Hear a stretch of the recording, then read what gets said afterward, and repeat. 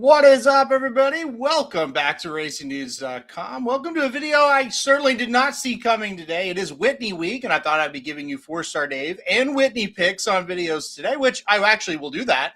But the first video has to come with the news totally out of left field, at least for me, and not shocked that it happened, shocked at the timing for sure.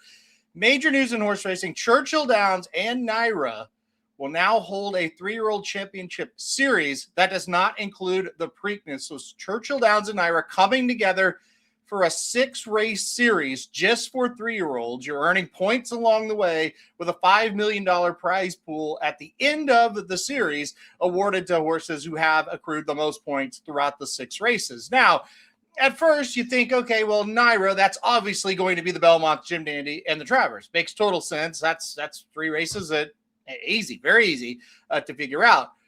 But what about Churchill Downs? You think about 3-year-old races at Churchill Downs. The first thing I was thinking of when I saw a tweet, but I didn't actually read the article, and I say saw a tweet, I had tweets sent to me by multiple people. I'm not actually on Twitter, but I got a lot of texts this morning.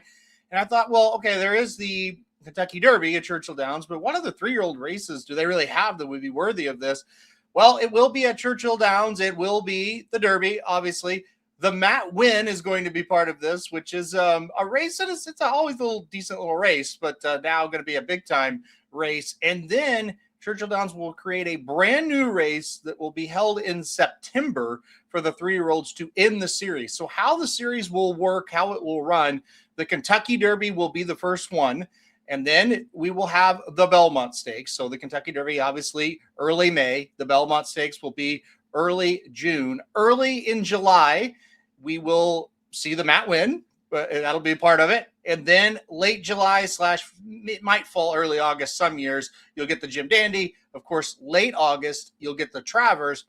And then the September race, I'm assuming, will be late September at Churchill Downs. And we don't know what the name of that is yet. We don't know the purse. We don't really know any details as of this recording. Now, what I will tell you, if you're watching this and maybe it's a day or two after I recorded this, we may have news of that. We just don't, as of now, wanted to get this video out as of right now, what we know. So maybe we'll learn more about that later. Your initial thought is, well, that's kind of neat. And then you think, okay, well, there is one big thing left out, and that is the Preakness. So let's start there. Does this officially end the Triple Crown? I think the Triple Crown's kind of been over the last couple of years to begin with. Debatable topic. That's just my opinion on it. If horses aren't trying it, then it's not really happening, no matter what they call it. That's just my thought. I hate that totally. But does this officially end it? I think so. I think what has happened here, and if you remember, Churchill Downs, the news came out that they had bought like the branding rights for the Preakness. Well, that was going to be good. I thought, well, they'll control it.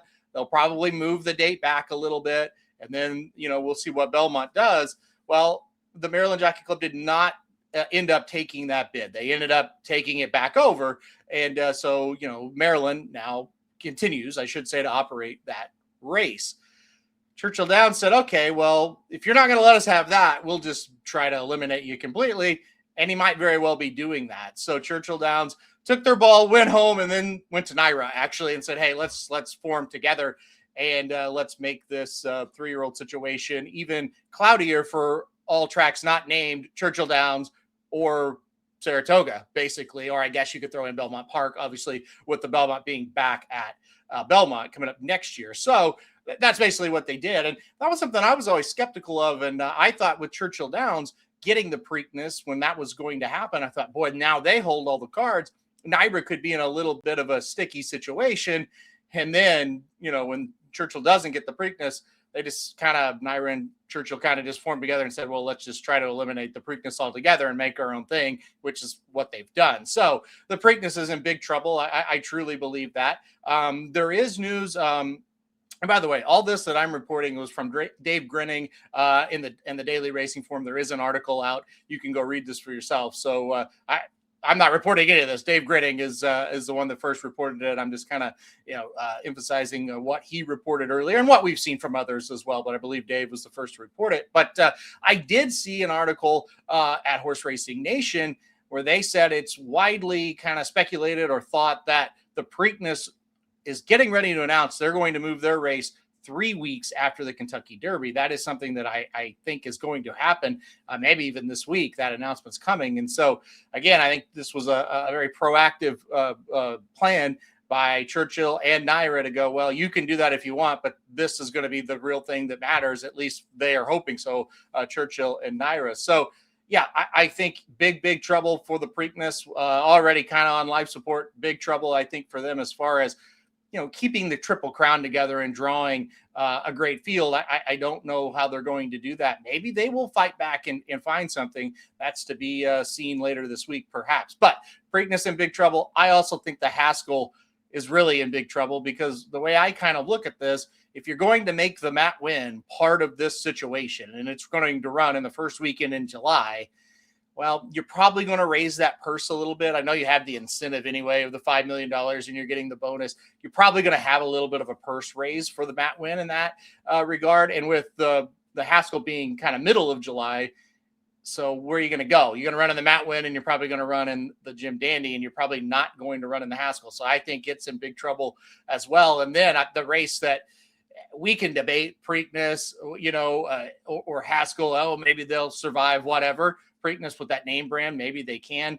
But the Pennsylvania Derby, I think, is pretty much done at this point when this goes through in 2027. Churchill's going to make, again, a brand new race at the end of September. That's pretty much where the Pennsylvania Derby falls on the racing calendar.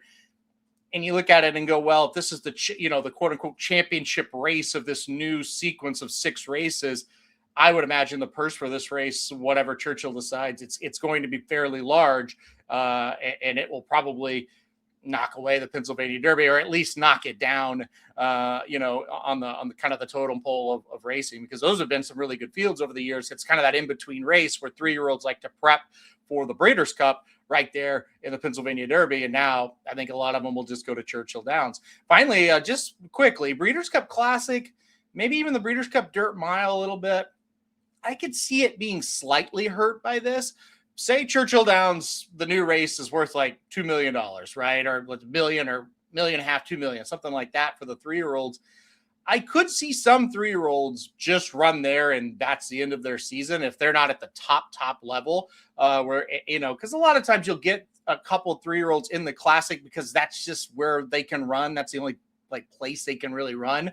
And they're not true contenders, but they could jump up and maybe get second, third, fourth, something like that. They may not do that now. So I could see it hurting the Classic field just a bit. I don't think that's any kind of thing to be overly worried about, but it's still, I think with the money that's going to be thrown around, whether, Churchill raises the purses or what that purse will be for the championship race or not, $5 million prize pool at the end is still pretty significant on the pay scale. So I do think, that will be very interesting to see how it affects the Breeders' Cup, if at all. But, again, to just kind of repeat, 6 race series between Churchill and NYRA. Again, Churchill Downs will kick it off with the Kentucky Derby. We'll then go to the Belmont Stakes, and then the Matt Win, which is going to take a lot of getting used to kind of recognize that as a major race instead of just a stepping stone. Jim Dandy, Travers, and then ending with an unnamed race right now on the docket there, Churchill in late September. It's being called the Thoroughbred Championship Series. Very unique naming there. We'll see how that goes. Our Racing Dudes Discord, very funny. We had a comment from Tony there saying, okay, introducing the junior varsity Triple Crown now with the Preakness, the Haskell, in the Pennsylvania Derby. I thought that was very funny. That could be the new Triple Crown, just a JV version of that. So we'll see. Listen, we'll see how those tracks react, if they react, what happens there. To end this thing with opinion and not news, that's kind of the news of it that we know right now. If you've watched me over the years and anything, I've become very apathetic to this conversation, not because I don't care so much as I know it's a lost cause for me to care, right? I greatly don't want the Triple Crown to go away because I love it. That's what got me. I'm not going to say it got me into the game, but it really kind of got me hooked just to follow it and how fun it was and all this stuff. And I don't really want it to change, but I also kind of realized it probably needs to, because we're not really having a Triple Crown, because the horses, most of them, 99% of them, they're not really trying it. And so at least the last couple of years. So that really was a downer. In a perfect world, I just wish they would just go back to trying to win the Triple Crown and we would just go forward. I think that would be great. That would be my preference. But I don't know if realistically horsemen and horsewomen are going to do that. You have to throw in horsewomen now because Sharita Vote didn't do it either, just like Bill Mott, right? So it really sucks. I hate it. At first when I heard this news, I thought, well, it's something. I don't hate that. And then when you start to think about it, you go, well, I really don't want the Preakness to just go away or become a grade 2 race. Like, I don't think that's great at all. It feels very petty what they've done, but it's the overall landscape of what we always go back to. And I always hear the phrase horse racing needs a commissioner. And I always laugh, and I don't laugh to make fun of people because they're right. That is a true comment. But my comment back is always, what are they going to commission? It's not all together. Like, any sports league, it's like, okay, yeah, we'll name a commissioner or whatever. Well, they all operate under one governing body. This is not the case. There's nothing to commission in horse racing. They all operate separately on their own. And, it's everybody's like, well, it's greed, and it is. But, Churchill Downs, a publicly traded company, and all they really care about is making money. And NYRA, all they really care about is the dollar and making money. And that's kind of what business is. And so when you don't have anything governing that, and you don't have anything to kind of say, okay, well, you guys can do that, but you have to play within these guidelines or in these rules for the betterment of us all. Well, then this is what you're going to get, because Churchill Downs doesn't care, and NYRA doesn't care about the Maryland Jockey Club or any other track they're not affiliated with, and they shouldn't.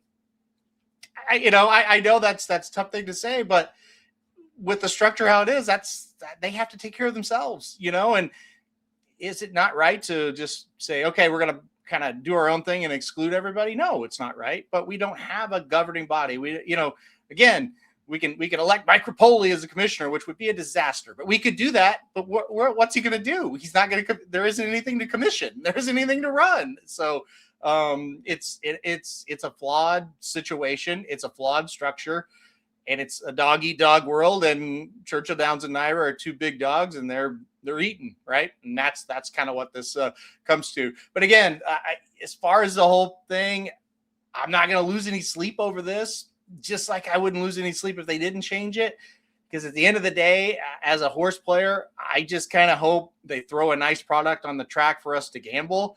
And I kind of think I used to be a guy who was just like, I love racing because of the gambling, but also for the mystique and the history and all the stuff and how it's laid out. And now for me, it's just like, I like to gamble on it. I like to handicap. I think it's so fun, to try to solve the puzzles of handicapping. But as far as like, hey, what horse is going to the Hall of Fame, or what horse is going to be, remembered for doing this or that, I'm kind of over it, because it's not really because I don't want to see horses accomplish greatness. It's just because I don't think that's what the tracks ultimately care about. They care about you betting. And so if I'm their customer from a betting standpoint, I just hope that we get good races to bet on. And that's all I really worry about anymore. I hate that I'm like that, but that's just how horse racing has broken me in that way. Let's call it like that. But anyway, that's the big news, guys. I wanted to do a video. Make sure to comment. I know there's going to be a lot of comments. I know there's going to be a lot of passionate comments. I actually love that. I wish I had that still, because that used to be me. Years ago, I would be in the comments going, this is crazy. They're ruining the game and all this stuff. And that very well could be true. And I kind of sympathize with all of you out there that are super upset about this, or what have you. I'm certainly not.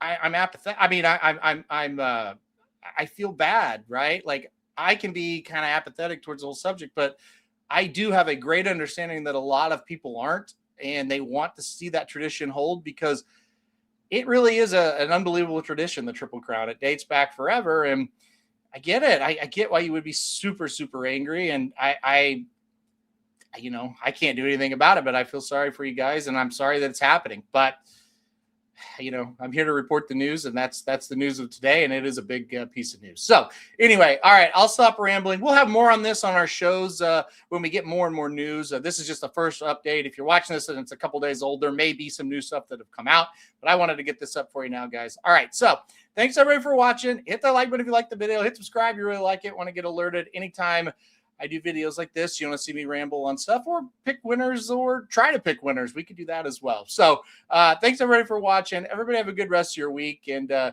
hopefully, we'll get some good news down the road here in the horse racing world.